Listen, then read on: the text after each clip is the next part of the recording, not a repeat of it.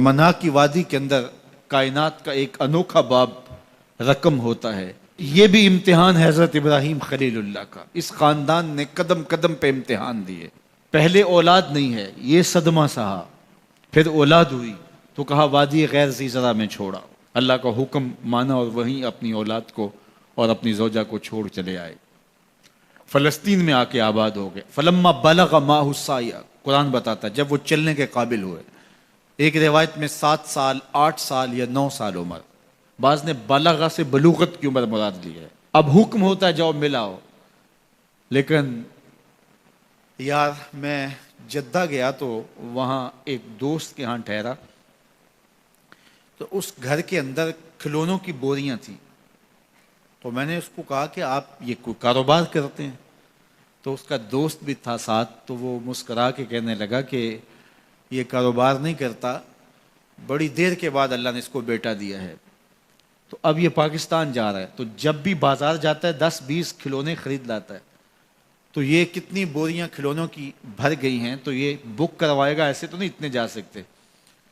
تو یار اتنے عرصے کے بعد بیٹا ہوا اور باپ ملنے جا رہا ہے، تو اس نے کھلونے جمع کیے. لیکن یہ کیسا باپ ہے جس کو حکم ہوتا ہے اتنے طویل عرصے کے بعد بیٹے کو ملنے جا رہے ہو، ایک چھری لے لو، ایک رسی لے لو. یار ان کے نام باقی ہیں تو یوں ہی باقی نہیں ہیں. امتحان کتنے بڑے تھے. کہا جاؤ، لیکن ہاتھ میں رسی لے جاؤ، ہاتھ میں چھری لے جاؤ. حضرت خلیل اللہ پہنچتے ہیں، اپنی زوجہ سے ملے اور کہا بیٹے کو تیار کر دو، دوست کی دعوت پہ جانا ہے.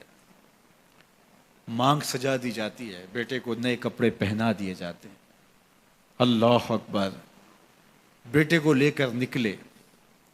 یار بیٹا ان فوان شباب میں ہو، چڑھتی جوانی ہو، تو باپ دیکھ کر کے کتنا خوش ہوتا ہے. اور پھر اس کا بیٹا بھی اکلوتا ہو، اور بیٹا بھی بڑھاپے کا سہارا ہو، عصائے پیری ہو، رب سے مانگ مانگ کے لیا ہو.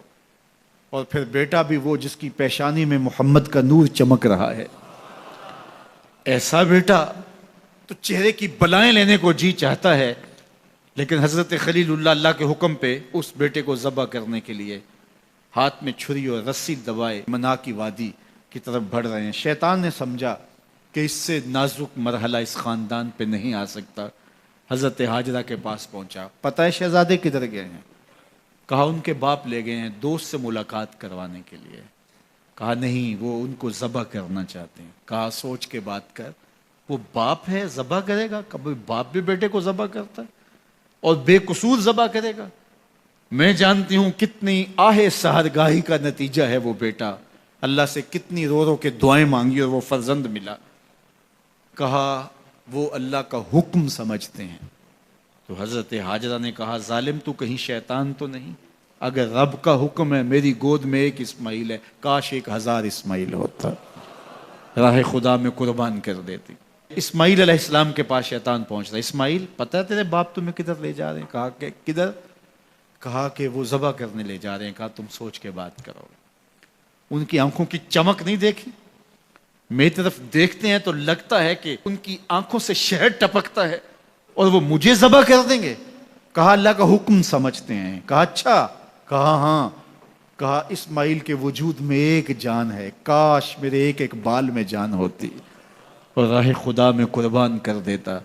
ابراہیم علیہ السلام کے پاس شیطان پہنچ کے بولتا ہے ابراہیم اللہ کو راضی کرنے کے اور تھوڑے طریقے ہیں، ضرور بیٹے کو ذبح کرنا ہے.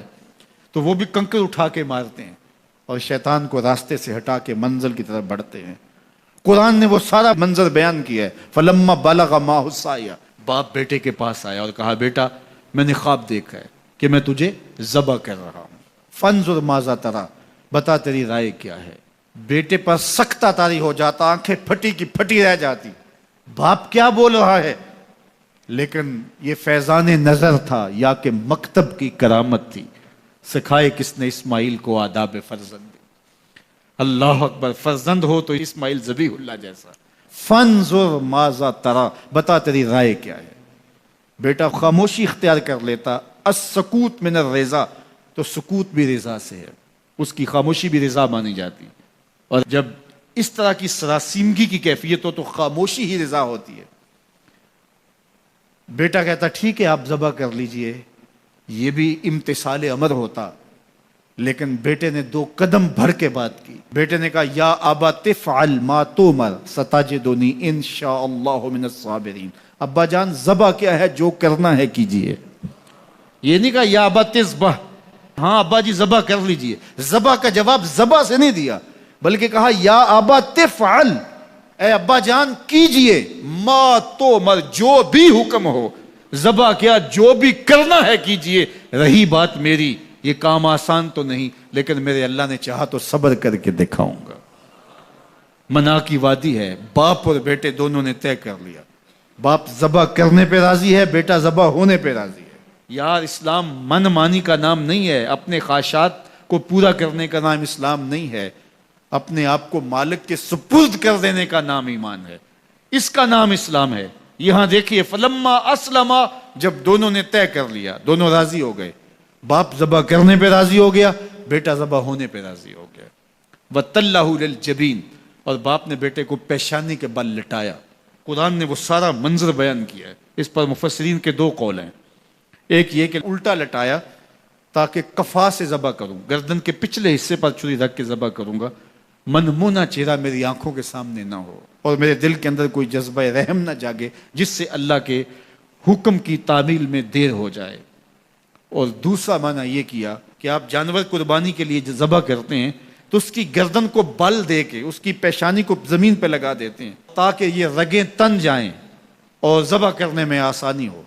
حضرت اسماعیل کی معصوم گردن کو بل دے کر کے ان کی پیشانی پتھر کے ساتھ جوڑی گئی. وَتَلَّهُ لِلْجَبِينِ، پیشانی کے بل یوں لٹایا گیا کہ گردن کھل جائے اور بیٹے کو ذبح کرنا آسان ہو. آنکھوں پہ پٹی باندھ لی کہ یہ منظر تو دیکھا نہیں جا سکے گا، اللہ کے حکم کی تعمیل بھی باہر صورت کرنی ہے. سعادت مند بیٹا بولتا ابا جان مجھے رسیوں سے جکڑ لیجئے، کہیں ایسا نہ ہو کہ میں تڑپوں اور اللہ کا حکم پورا کرنے میں آپ کو دیر ہو جائے. باپ بیٹے کو رسیوں سے جکڑ لیتا ہے، ہاتھ میں چھری پکڑی ہے، ذبح کرنے لگتے ہیں تو بیٹا بولتا ہے ابا جان رسیاں کھول دیجئے. کیوں؟ آپ کا منصوبہ، آپ کا پروگرام تبدیل ہو گیا. کہا نہیں. تو پھر کیوں رسیاں کھولوں؟ کہا کہیں ایسا نہ ہو کہ کل کا مورخ لکھے کہ باپ ذبح کرنا چاہتا تھا، بیٹا ہونا نہیں چاہتا تھا، باپ نے باندھ کے کیا. کھول دیجئے، نہیں تڑپوں گا. رسیاں کھل جاتی ہیں. بیٹا پیشانی کے بل لٹایا ہوا ہے، ہاتھ میں چھری پکڑی ہے، منا کی وادی ہے، کارکنان قضاء و قدر کی چیخیں نکل رہی ہیں، حوریں تھرا رہی ہیں، زمانہ کانپ رہا ہے، منا کی وادیوں پر تھر تھراہٹ ہے. مالک قیامت آنے والی ہے. فرشتے بھی پوچھ رہے ہیں کہ مالک کیا ہونے والا ہے. کہا تم کہتے تھے انسان کو پیدا کر رہا ہے، سجدے تو ہم کریں گے، ذرا میرے بندے کی ادا تو دیکھو، ذرا میرے بندے کا انداز محبت تو دیکھو، میری فرما برداری، انقیاد امر اور اطاعت اور امتثال امر کی مثال تو دیکھو، ذرا دیکھو میرا بندہ میرے حکم کی تعمیل کیسے کر رہا ہے. اللہ اکبر. کائنات آنکھیں جھپک رہی ہے، سورج منہ چھپا رہا ہے کہ یہ منظر دیکھا نہیں جا رہا، اور منا کی وادی تھر تھر کانپ رہی ہے کہ ایک بوڑھا باپ ہاتھ میں چھری پکڑے اپنے نونہال فرزند کو ذبح کرنا چاہ رہا ہے. عجیب منظر ہے کائنات کے اندر. حضرت ابراہیم آگے بڑھے، بیٹے کی گردن پہ چھری رکھی اور پوری قوت کے ساتھ چھری کو جنبش دی. اللہ اکبر. لیکن ایک بال بھی نہیں کٹا. پاس پڑے پتھر پر چھری کو مارا. لما تقطع یا سکین، چھری کاٹتی کیوں نہیں؟ تو چھری نے آواز دیا الخلیل یامرنی والجلیل ینہانی، خلیل مجھے کاٹنے کا کہتا ہے، رب جلیل کہتا ہے خبردار ایک بال بھی کاٹا. تو کہا چھری تیرا کام تو کاٹنا ہوتا ہے. کہا حضرت آگ کا کام بھی تو جلانا تھا، جس نے آگ کو جلانے سے روکا تھا آج اس نے مجھے کاٹنے سے روک دیا. اس کا یہ مفہوم بھی نکالا جا سکتا تھا کہ میں نے تو چھری چلا دی، اب چھری نے کچھ نہیں کیا تو میرا کیا قصور. اللہ اکبر. دوبارہ چھری تیز کی اور حلق پر چھری کی نوک رکھی اور اپنا سارا وزن ڈال دیا. گردن کٹ گئی، خون بہنے لگا اور دل میں تھا کہ اتنا بڑا کام جو میں نے کر لیا. لیکن جب پٹی کھولی تو دیکھا منظر بدلا ہوا ہے. جس کو بیٹا سمجھ کے ذبح کیا وہ بیٹا نہیں تھا، دمبا تھا. اور جبریل امین پاس کھڑے ہیں اور اسماعیل مسکرا رہے ہیں. بے ساختہ زبان سے نکلا اللہ اکبر. تو حضرت اسماعیل بولے لا الہ الا اللہ واللہ اکبر. جبریل بولے اللہ اکبر وللہ الحمد۔ اب یقین تھا کہ یہ سارا اہتمام ادھر سے، جبریل کا آنا اور دمبا پڑا ہے اور ذبح پڑا ہے اور جبریل امین موجود ہیں تو یہ یہی لے کر آئے ہوں گے، اور بیٹا مسکرا رہا ہے۔ یہ سارا منظر، یہ قرینہ حالیہ بتا رہا تھا کہ یہ سارا الوہی اہتمام ہے، رب نے قربانی قبول کر لی۔ لیکن صرف اتنا ہی نہیں ہوا کہ یہ قرینہ حالیہ آپ کو یقین دلاتا، بلکہ منا کی وادی چمکنے لگی اور وہی کے اجالوں سے پوری وادی روشن ہو گئی، اور آواز آنے لگی وَنَادَيْنَاهُ يَا إِبْرَاهِيمُ قَدْ صَدَّقْتَ الرُّؤْيَا إِنَّا كَذَلِكَ نَجْزِي الْمُحْسِنِينَ۔ یہ منظر دیکھا تو ابراہیم ابھی کوئی سوال کرتے، کسی سے پوچھتے کہ یہ کیا ہوا، اتنے میں وہی نازل ہوئی، اے ابراہیم تو نے واقعی خواب پورا کر دکھایا، اِنَّا كَذَلِكَ نَجْزِي الْمُحْسِنِينَ، ہم اپنے بندوں کو یوں ہی صلہ دیا کرتے ہیں۔ تیرے بیٹے کو ذبح نہیں کروانا تھا تیرے ہاتھوں سے، ہم نے تیرا امتحان لینا تھا، بس ابراہیم تیرا امتحان پورا ہو گیا، ہم نے تیری سنت کو اب قیامت تک کے لیے باقی رکھا، قیامت تک کے لیے باقی رکھا۔ اور پھر خود میرا رب کہتا ہے سلام علی ابراہیم، ابراہیم تیرے اوپر سلام ہو۔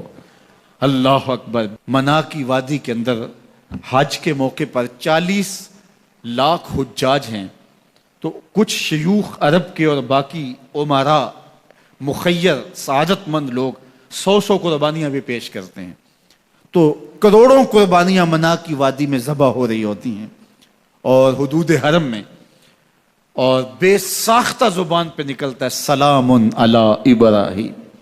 ہر سال یہ شور و غوغا ہوتا ہے کہ اس مرتبہ قربانی بہت مہنگی ہے، شاید زیادہ لوگ قربانی نہیں کر پائیں گے، لیکن جو ہی موسم قربانی کا آتا ہے گلیوں اور بازاروں کے اندر جانور گھوم رہے ہوتے ہیں اور ان کو دیکھ کے بے ساختہ زبان پہ آتا ہے سلام علی ابراہیم، ابراہیم تیرے اوپر سلام۔